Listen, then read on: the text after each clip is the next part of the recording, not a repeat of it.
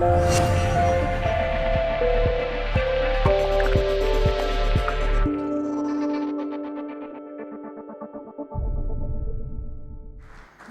I'm Jasper van der Maarel.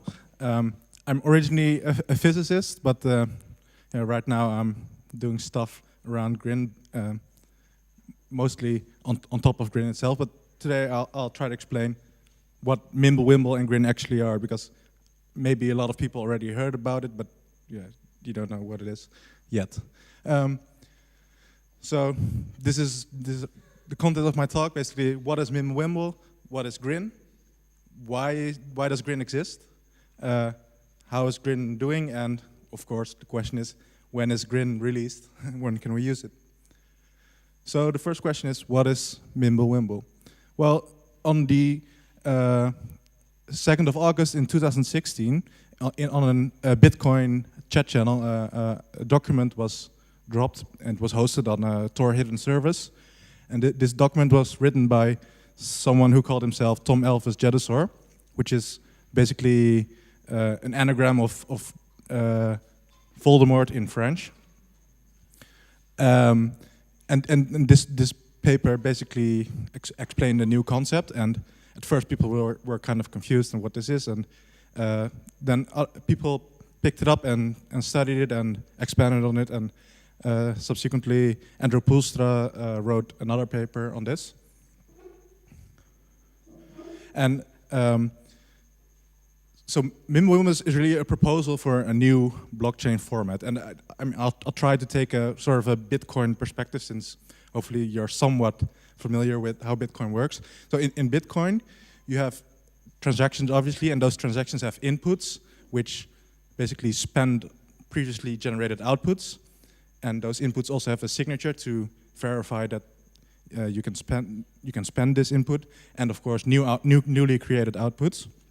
And in order to verify this thing, you have to first verify all the signatures, but secondly you also have to check that all the amounts add up. So basically, if I'm creating an output of 5 coins, you also have to make sure you input 5 coins. So basically the sum of output amounts minus the sum of input amounts is 0. Now, this is obviously not very anonymous, since everyone can see the amounts, basically. And so the thing you can do to anonymize this is basically, instead of using these numbers, to hide them behind an encryption, basically, which is these Peterson commitments.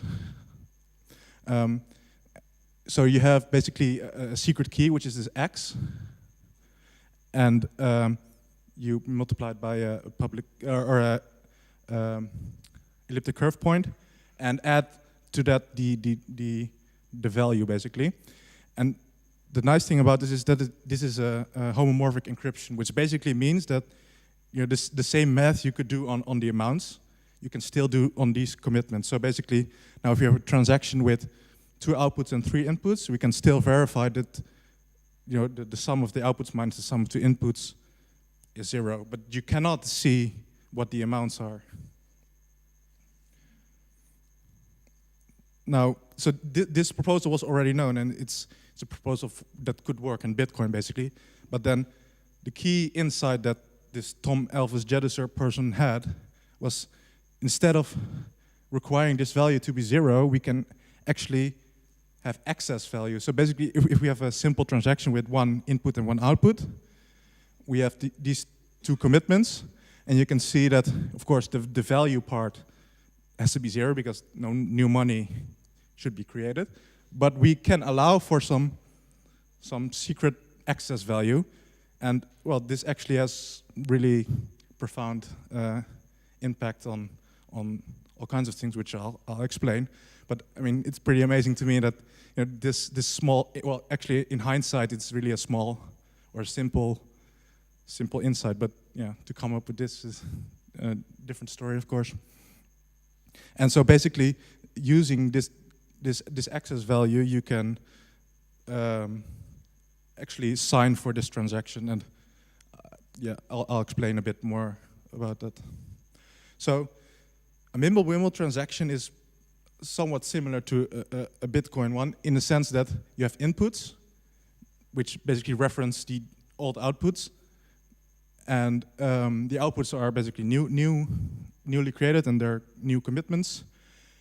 And then we have another new concept, which is the kernels. They basically consist of this access that I previously talked about, and also a signature. The signature basically proves that you had the secret key belonging to these inputs. And so I promise this is the last formula I'm going to show tonight. This is the formula we should keep in mind, that the sum of the outputs minus the sum of the inputs is the sum of the excess values. And now just keep in mind that these are now these Peterson commitments, which is admittedly a bit of an abstract concept, but yeah, just keep this in mind. And you can maybe already see somehow that if I create a transaction that's basically, if I create two transactions with basically that spends an output that was previously generated, this output will appear on both terms basically. So in the output and the input, and you can subtract them from each other, and they basically disappear. This is how it works, and I'll try to make it more understandable by using fancy diagrams. So let's say we have two transactions. We have the first transaction has two inputs and two outputs and one kernel, and the second transaction has two inputs, one output, and one kernel. Now, because this sum that I showed on the previous slide has to hold for each of these transactions, the sum still has to hold for, actually, if we combine this, so we could just do this, right? Now we have one transaction with all the inputs and outputs, and we have now two kernels. But if you pay attention to this, you actually notice that on the second transaction, we have an input that was previously generated. So it appears on both sides of the equation, so to say. So basically, we can remove it. Now, so basically, in the end, it means that every block consists of one big transaction. And, well, actually, to put it more extreme, the whole blockchain is one big transaction, right? Because let's say we have a bunch of blocks here, and so each block we have a new input, basically what in Bitcoin we would have 50 Bitcoin in the beginning, every block. And then we have a bunch of outputs and a bunch of inputs and all these kernels. But again, you should notice that every block can just be combined. So we can draw a connecting line. And you should also see that every input is basically previously generated output, right? So, okay, I put all these nice circles around it, which means we can remove all of them. And in the end, we just end up with basically the generated coins and the unspent outputs and a small thing which we call the kernel. So if you later join the network and you want to participate and want to verify the whole validity of the chain, the only thing you need is all these block headers, all these unspent outputs, and all these kernels. And if you compare that to Bitcoin, you have to also download all these headers, but you have to download every transaction in the history of Bitcoin and verify all of them, which, well, we no longer have to do in this design. So yeah, just a list of some positive and negative sides. So of course the positive thing is that there's no public amounts, right? No one can see if I'm paying you 1 or 2 coins. And there are also no addresses because all these private keys are now hidden inside these commitments.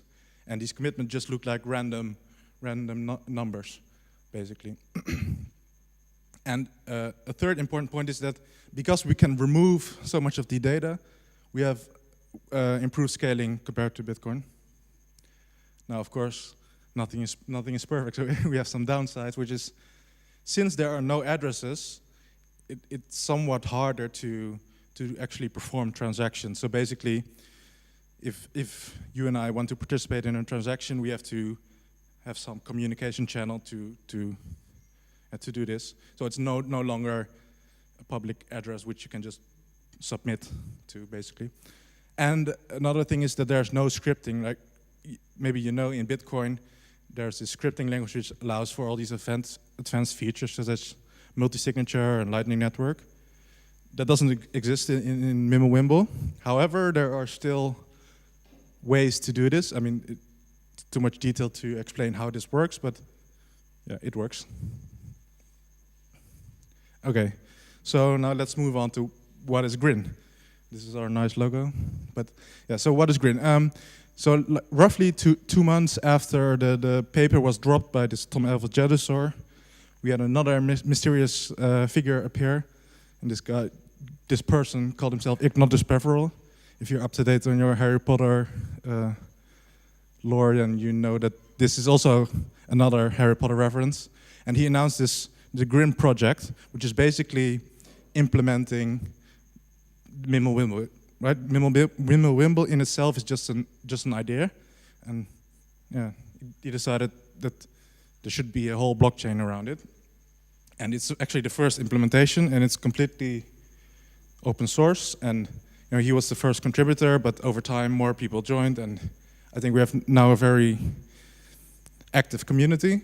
And this thing is completely built by the community. There's no company behind it or formal organization. And there will also be no ICO, no founder awards, no pre-mine, no whatever, no funny business, basically. And Grin's goal is really to be an open platform for everyone to trade and hopefully be free of censorship, because we have this increased anonymity that this is something that we aim towards, at least. Okay, so you might ask yourself, why do we need a new coin, right? Why not build it on Bitcoin or maybe a sidechain or whatever? Well, first of all, I and a lot of people in the community agree that Mimblewimble technology is really exciting, and it's really worth experimenting with.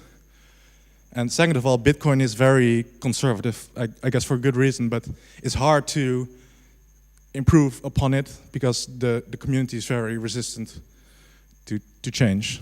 And another thing is that some people claim that Mimblewimble could be implemented as a sidechain, but up until very shortly ago, sidechains didn't even exist in practice yet. So, and besides that, some of these Mimblewimble concepts, such as removing all these spent outputs, basically, I mean, that's not really possible in Bitcoin. And finally, many proposed improvements to Bitcoin that are not really implemented there yet, we can already use from the start. Right, so here I just put a big list of all the technology in there. So first of all, of course, we have a fully working Mimblewimble chain. Because of this reduced syncing requirements, we already have, it's really fast to sync. And then in addition, because what I showed you, if you have 2 separate transactions, you can just add them and make a big transaction. It's also possible. And okay, so I'm not gonna go through all of them. Maybe I should mention that we have a new proof of work algorithm which was invented by John Tromp, which is a fellow Dutchman who invented this, and Grin is going to use this proof of work system. And maybe I should mention, because that's what I've been working on, there is a support for multi-signature and even for atomic swaps. In theory, I mean, I wrote some code to test these atomic swaps with Bitcoin and Ethereum, and it works. Now, how does this look like in practice? So I just put two screenshots of what the software looks like at this point in time. On the left, we have a node, which is it's like a terminal screen, right? It's not very fancy yet, but it is definitely working. On the right, we have a web wallet, which currently is broken, I think, but in the coming time, this will be, of course, be improved. And there are actually multiple wallets already in development. I know that at least 2 groups of people are working on mobile specifically. And yeah, I mean, these things take time to develop, and I'm sure many more will be announced. Now, of course, the important question for a lot of people is, when is Grin going to be announced and released? And actually, it's really close. It's on or around January 15th of 2019. Now, of course, this is very exciting, but in our eyes, it's just another step in the process of developing the software. It's not the end of anything. It's maybe just the beginning. I mean, we still have a lot of stuff to do, and there's even some cutting edge research that is still being done that we might be able to implement in the future, maybe 2 years from now, or maybe even longer. And okay, I just mentioned some of them. Some of the improvements we can do is basically confidential assets, which would allow anonymous, or basically tokens with the same anonymity as Grin itself, and we can even do Lightning in the future. Now, so if you want to, I mean, if I made you somewhat excited about Grin, there are multiple ways to actually participate in Grin, in either by just running the software yourself, or join the community. I mean, there are actually many community-run channels. I and a lot of other developers hang around mostly in the Gitter channel, so you can join there. But I know we have a forum, there's a subreddit, there are multiple Telegram groups, etc., etc. So just join one of them and start talking about it, and download the software and use it. And specifically, if you're interested in mining, because the only way to get these coins in the beginning, at least, is by mining, right? You cannot buy it anywhere yet. Then you can just download the miner, and if you have a couple of GPUs lying around, then you can do that for fun. And there's also always a need for more designers and developments. At the moment, we can't pay you because it's just an open source community. But if you're interested, you're more than welcome to join. There's a specific dedicated dev channel where, if you have questions, which I'm sure you have a lot of, then we're always happy to answer them and help you out. And there are basically two main links. We have, of course, the GitHub, where you can download the software, play around it with yourself. And finally, we also have a website with more information. And then there's 2 things I should mention as well. If you're around in the United States in the end of January, there will be a Grin conference held there with a lot of presentations related to Grin.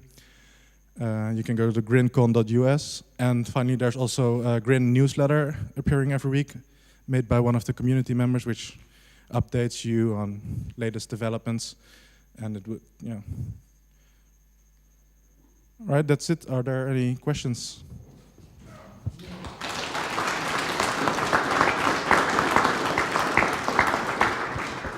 Thank you. Thanks, Jasper, for doing this. I know a lot of us in the audience have been waiting for this moment for a long time, so I wanted to lead off with a question. If you could please just explain it to some of us as if we're 5. Bitcoin, many of us missed the chance to start mining Bitcoin at the moment that it was first launched. And something as interesting as Mimblewimble and Grin might give some people some ideas that they could be among the first community of miners. So how could someone who's really just a beginner at this, how could they start mining? Yeah, so I do have to admit that you need some tech, let's say, experience with setting up computers with Linux and connecting all these miners. So, but there are tutorials out there, and so if you just go to GitHub and type in Grin miner, it will be the first thing that pops up, and there are guides that basically tell you how to get this running. And of course, if you have questions, then like I said, there are already a lot of community channels that, I mean, I'm sure people are willing to help there. And I can also help you. I mean, I'm also in some of those channels. So. What do we need? What's the hardware? What do we need to have? So at the moment you need GPUs. So the best would be, I guess, 1080 Ti's or maybe the new generation. But anything with at least 7 gigabytes of memory will work. Now, how many coins you will actually mine depends on a lot of unknown factors, right? Because presumably a lot of people are waiting on the 15th of January. So there's no way to tell how successful you will be. So I can say at least one miner is here in the room, right? Richard, you're going to mine, right? I suppose. I suppose many other people maybe are attempting to do this as well, because this is really a new start for a entire new blockchain platform, right? Which is really, really exciting. And if we do the blockchain bingo, I think you had all the functionality which you have here a lot, like the dandelion with aggregation, right? With the snore signatures and the cuckoo family proof of work. So you're right. I mean, I skipped most of them because there may be too much detail, but yeah, if you want to know what any of those terms actually mean, then I'm happy to explain them now or maybe when we have a beer or something. Exactly. So you will be in the room, and we have a panel after this. So thanks again. I mean, are there any other questions on this really interesting topic, except for the ICO, whatever? The ABN Amro host. Here you go. I'm not mining, by the way, just for the record. Yeah, just a question on the Mimblewimble. So basically it does two things, homomorphic encryption for confidentiality and the scaling by removing the spent outputs. How much are they interconnected? Does the scaling depend on having homomorphic encryption, or can you also implement it without it? I think most of it is still possible without this homomorphic encryption. I'm not sure entirely, but yeah. Well, the thing is actually that, sorry, yeah. So this sum of outputs minus some excess, I mean, this thing you can only do because of this homomorphic encryption property, right? So maybe when I think about it well, for 1 second longer, it's not that. Yeah, I don't think it's possible without. Yeah. Not possible? Or possible? No, without. No, you really need this homomorphic encryption. Okay, thanks. Any other question? To Jasper, who is building the atomic swap between the Grin and the Ethereum and the Bitcoin. Yeah. So atomic swaps are basically a way to exchange between Bitcoin or Ethereum or whatever and Grin. And we can do this by using the cryptographic properties of these blockchains, and we don't need an intermediary party. And basically what makes it atomic is that either both sides of the trade go through or neither of them does. So yeah, I think it's an exciting and an important feature to have, and yeah, that's what I've been working on for the past few months. And it will be integrated in some of the wallets, hopefully already by launch, but no guarantees there. So the model is start mining from the 15th of January and do as much swapping atomically with Ethereum and Bitcoin in the platform of Jasper. So thanks very much for this really interesting speech.